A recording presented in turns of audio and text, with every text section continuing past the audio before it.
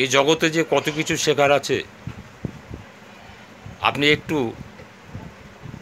ডালপালায় melon, মানে ডানা melon, একটু লোকের সাথে মিশুন, লোককে একটু ভালোবাসুন, সে দেখবেন আপনাকে অনেকগুলো রাস্তা দিয়েছে।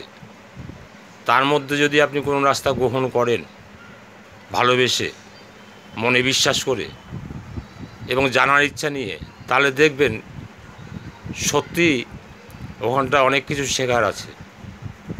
এইরকম যদি বিভিন্ন জায়গায় বিভিন্ন শেখার থাকে আর আমরা যদি অবহেলায় হারাই, তাহলে তো আমাদের জ্ঞান এমনিতেই কম হবে। তো